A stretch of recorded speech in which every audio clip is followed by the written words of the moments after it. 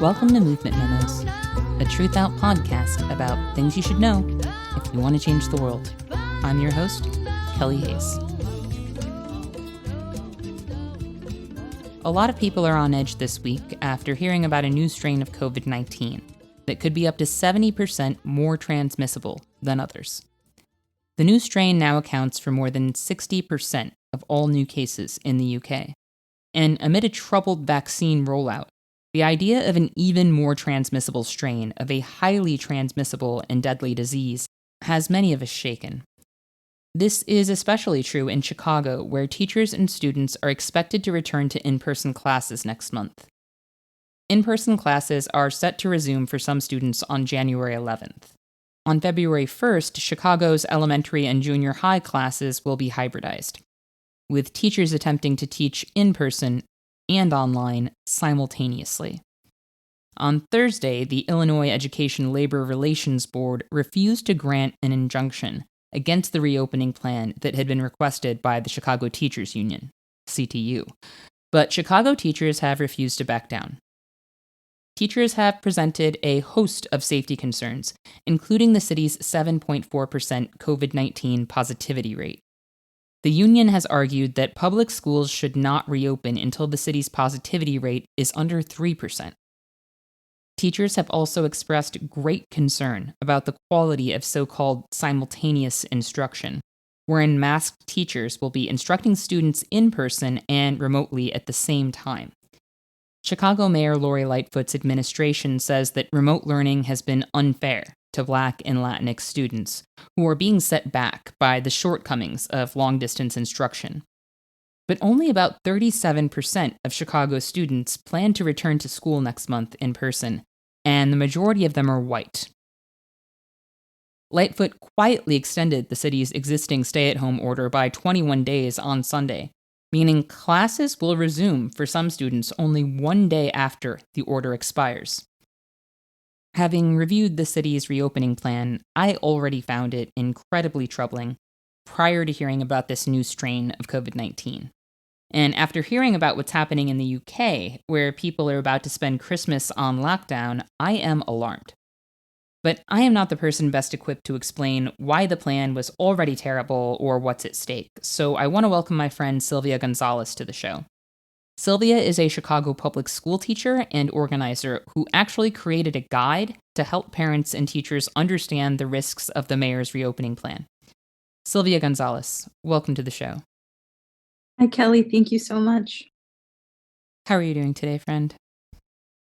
I'm making it through, and I'm also, like you mentioned in the beginning, looking at CPS's plan to reopen and have a lot of concerns about the myths and the facts that are being published by CPS and the videos that are being put out by CPS that, quite frankly, continue to just really make me question what safety is going to look like when and if we should return. So that's what I'm grappling with these days.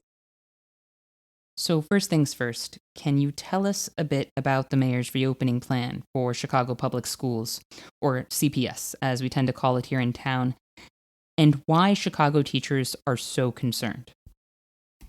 For me, one of the things that I've been really trying to get across is the day-to-day logistics and that what that's going to look like for educators, and also what that's going to look like for our students who are going to show up and are probably going to be nervous and afraid.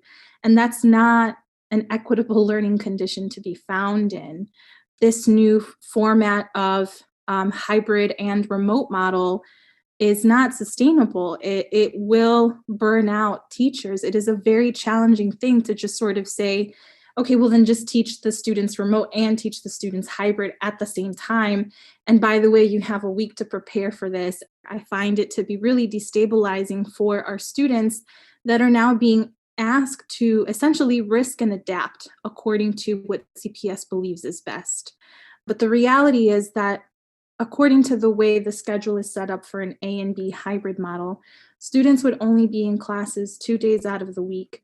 Their classes as they know it would not resume as they know it. They would be sitting 6 feet apart from their peers, masked for the entire day, And we're talking about K through 8 students. We're talking about young people who miss their friends, young people who will no doubt need help from their teachers, young people who will no doubt probably need to go to the restroom plenty of times. And so to ask a student to adapt to this and to take a risk during their lunch period, during which they would be taking off their masks to eat in a classroom, um, just doesn't make any sense when we're talking about restaurants and small businesses closing.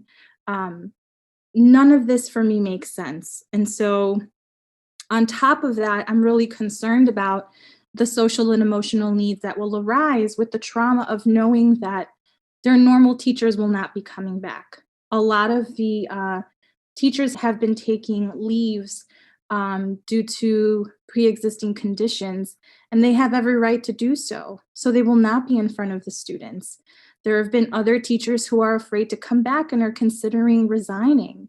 So, what we're asking teachers and students to do is to adapt to a completely irrational plan in the middle of the school year. I keep hearing people say Dr. Fauci supports reopening schools, but unless he's reviewed Chicago's actual plan and can say that under the conditions we have, that it's safe to reopen the schools, I am thoroughly unconvinced. Because we are not talking about some generalized example of a school system. We are talking about a school system that was already in crisis due to austerity and neglect and privatization efforts, where teachers were already being forced to clean their own classrooms prior to the pandemic. We are talking about broken down buildings and a school board that has a history of covering up unsafe conditions. All of these generalizations from federal officials about districts and buildings with vastly different challenges and capacities. In matters of public health, I want specificity, because austerity mayors like Lori Lightfoot obviously cannot be trusted to oversee our children's safety. She fought to keep the city open as long as possible last winter. The governor had to step in and shut things down. Then she reopened the bars in November, and we saw an immediate corresponding boom in cases. Lori Lightfoot's decision-making around when it is safe to do things during the pandemic has been uniformly terrible. She allowed a demolition in Little Village that created a dust cloud that consumed the whole neighborhood during a respiratory pandemic. She wants open businesses, open schools, and a resumption of normality as though we aren't still living in a horror movie. The Biden administration is actually promising funding for schools to help make them safer, and I don't necessarily believe him. But if people do believe him, they should be screaming to high heaven that Lori Lightfoot needs to wait. And with this new strain, it's just unthinkable. Right. So I want to take a moment to shout out the efforts of the Chicago Teachers Union, because part of what they've been petitioning and asking the mayor and our elected officials to consider is, if they really want to reopen, if they really have the best interest of our student and teacher and staff demographic, that they need to consider three very important things. First and foremost, safety, establishing a clear public health criteria. If you want to open this up, we have to be very clear on how safety is established. We can't just be told that classrooms are safe and they've been inspected. CTU has asked CPS and the city to get involved in how the schools are screened, how they're looked at. And so to really have an opportunity to be at the table with folks that are making the decisions for teachers and students. And from what I've heard, we've been denied that opportunity. CPS and the city believe that that's an sort of like we're overstepping our bounds. CTU has asked for equity. CTU has asked for trust. And that's sort of where I was talking about that CTU CPS Joint Committee on COVID-19, which would include independent experts and can make inspections, investigations, and issue directives. CTU has also proposed for a safety committee in each school that involves the members, the engineers of the buildings, the delegates, the people that are most familiar with these school buildings on a day-to-day basis are not being allowed to sit at the table and help inform these decisions. And so how can we have trust in what the mayor is saying or what CPS is asking for us to do in the middle of winter months? Keep our windows open, right? Like, Some schools don't even have properly installed windows. So these are just some of the things that I know CTU is really working to bargain, but from my understanding, there hasn't been a whole lot of collaboration and meeting in the middle, which is very concerning for me. I am just going to briefly interrupt us with a pre recorded fundraising appeal because TruthOut is a nonprofit news publication that has thus far survived the decimation of independent news. But we can't create independent news on a corporate landscape without help from readers and listeners like you. So if you're enjoying the show, please consider heading to truthout.org to make a donation today. One thing I cannot get past is that the shortcomings of remote learning are being held up as reason to resume in person classes, even though most students will still be learning remotely. Most Black and Latinx students, who the mayor keeps mentioning, will keep learning remotely because their parents do not want to send them back yet. And we know remote learning has already been a struggle for teachers and students. So won't piling on simultaneous instruction, where teachers are interacting with students in the room and live streaming to students at home, make remote learning harder for students at home? Yeah, and I think even like on a day-to-day basis, while we're sitting and debating, teachers are trying to continue to adapt to remote learning. And so that's sort of where I've been asking the question, have we even taken the time to resolve the issues of remote learning in order to best prepare for a hybrid model? And the answer is no. We get thrown these tests that we have to take online in order to meet certain expectations. We got an email this past Friday telling us that we needed to go through another training online. And so for me, it's like that's not really preparing us for what we're going to be coming into qualms with. Do we have a solid understanding of the equipment or the technical support needed to be effective teachers when we're doing the hybrid model? Do we even have that now? Do we have the proper equipment for students to be doing their work at home now? Are students ensured stable living conditions? Is our city meeting our basic human needs first before they ask us to go back, risk, and adapt to a model that's completely disastrous, in my opinion? Like the way that I've experienced even the day to day, having to be flexible and having to figure things out on the fly. If we can't figure out how to make remote learning equitable and we can't figure out how to make it sustainable for students now, what right do we have to demand that students go back and figure things out in the middle of a school year?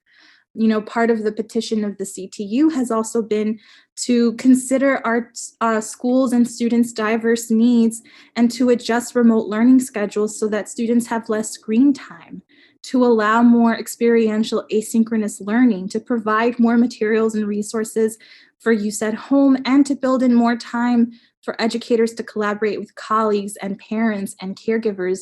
And that's just been flat out denied, where it's like we're being told that we're asking too much, that we're being unreasonable. Unreasonable for who? When we're talking about equity and using that as a phrase as a city and saying, well, we really care about our Black and Brown students and they're the ones that are being put at a disadvantage. Well, when we're putting these demands out, are we still putting them at a disadvantage by asking that they have the appropriate tools to continue their education in a time of a pandemic?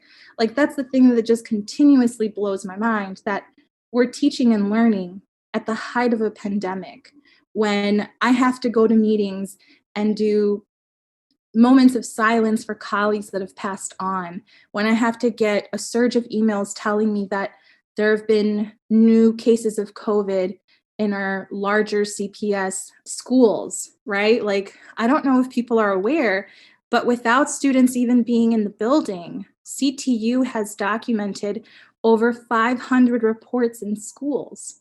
That's a huge number. And that's without even being in school. When we look at the data of the increase of COVID cases, we're literally asking teachers to choose between job and life. We're asking students to choose between safety or what the mayor and other folks believe is in their best interest. And quite frankly, when I have moments of conversations of this with students, they've all stated, yeah, we want to go back, but we want the pandemic to be over. Kids are very fully aware that their family members are getting sick, that their family members are dying, that people that they know are being harmed by this pandemic. And I'm not even just talking physically only. I'm also thinking about the distress that this has brought on to people, the trauma, the emotional strain. And if we can't figure out how to deal with that now, while students have been remote learning, I have some serious questions about how we're going to do that with a hybrid model. The Chicago Teachers Union has gone toe-to-toe with Mayor Lightfoot in the past. Lightfoot ran on a progressive platform and swore there would not be a teacher strike on her watch, and in 2019 we found out that was a lie. The Chicago Teachers Union also had to threaten to strike to prevent in-person classes in the fall of 2020. So can you say a bit about what it's been like for you as teachers to interact with this mayor? Am I allowed to just say thumbs down? Just overall not very good. No, I'm sorry. I just, I guess if I have to give a more like eloquent response is I'm very disappointed, but I'm not surprised. Like I think that she ran on a progressive platform and made a lot of promises, but then when the teachers' strike came and went, she showed her true colors. She really showed where her position stood. And that was not with the working class families that we have to work with on a day to day basis. That's not with the teachers that are part of forming our city and making our city as great as it is. And so for me, knowing that somebody that was elected is harnessing that much power and using it in such a destructive manner, not really looking out for the folks of Chicago, I'm extremely disappointed. I don't really know how else to express that. And I think what's been more disappointing is that CTU is asking to sit at the table, is asking to not be quoted for having had 42 meetings and no meeting in the middle, right? Like nobody can come to a consensus. I'm looking for, look, if you had 42 meetings, couldn't you have already come up with 42 different solutions and like put the ego down? Like we're talking about people's lives here. We're talking about people's livelihoods. We're talking about Chicago being a majority of working class folks, right? The minute I saw the way that the CARES Act funding was being used and the way in which policing was heightened in the city of Chicago, I knew that there is no best interest in our public education. This mayor prioritizes policing and has other priorities that are not. One of the things that the CTU brought up was Lincoln Yards and the TIF money. If that's not enough of a witness to the ways in which she believes our money needs to be allocated instead of supporting our working class families and supporting public education, I don't know what else to point to. What are you most afraid of personally right now, as you all are faced with the prospect of reopening? Kelly, I feel like you've known me for some time. I try to keep my joy. I try to guard my joy. But these days I'm afraid. I have some real fears, and sometimes even expressing those makes me more fearful because I don't feel understood.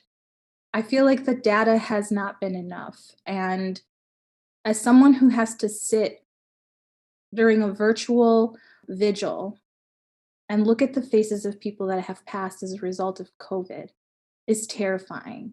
The thought of seeing myself or my colleagues as a part of a slideshow, the thought of having a moment of silence with my students is terrifying. How are we expected to perform the day-to-day duties when everything is happening all at the same time in the middle of a pandemic? How can I best support the young people that I love and do the work that I adore, knowing everything is on fire right now?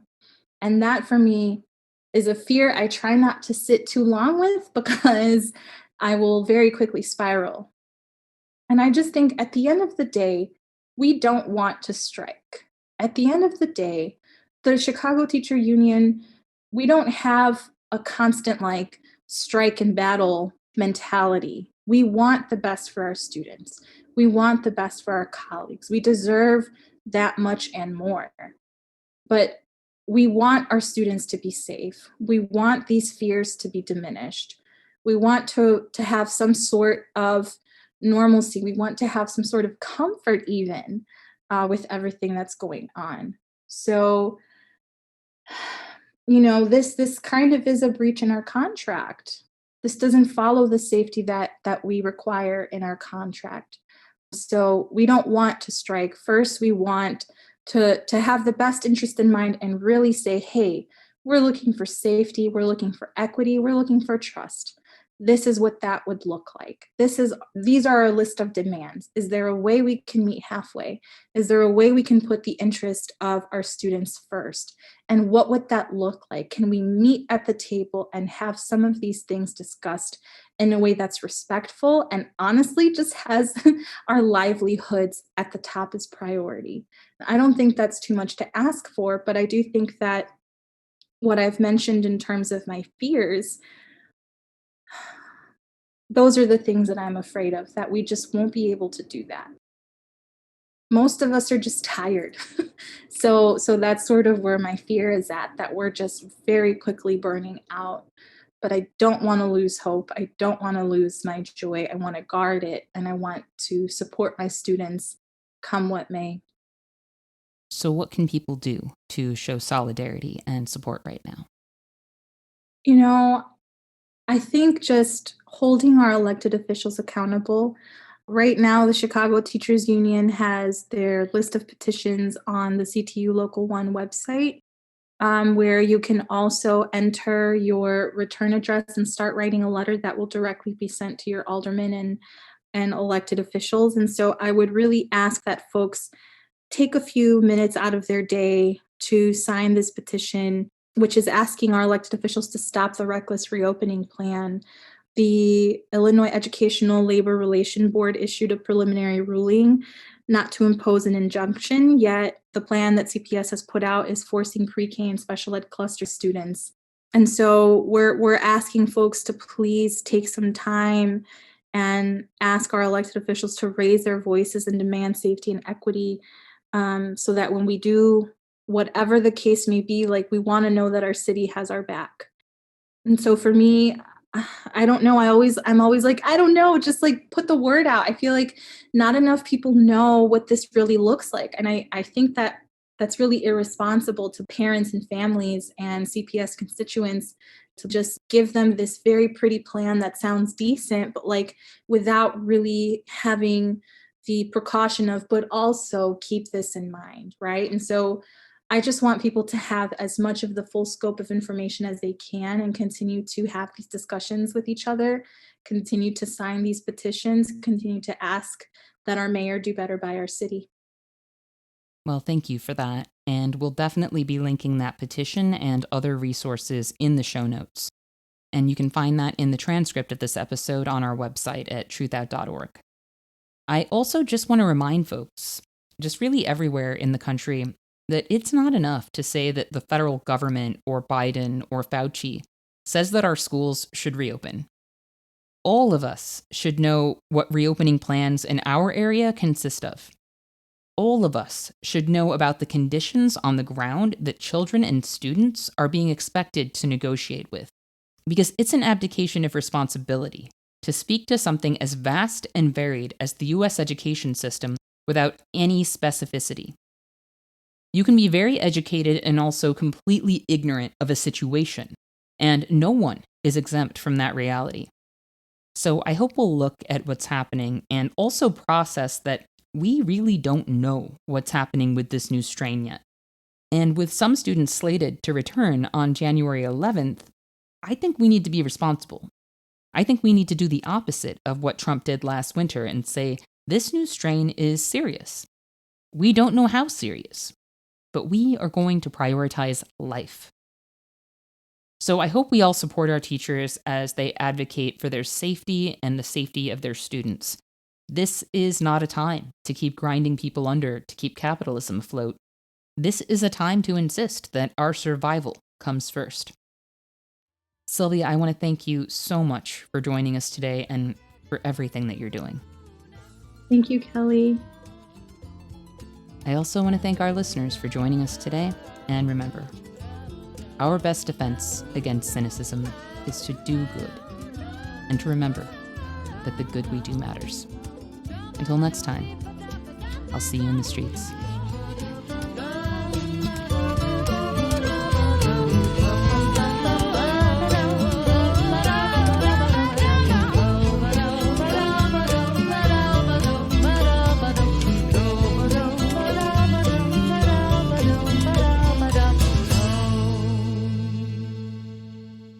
Thank you for listening to Movement Memos.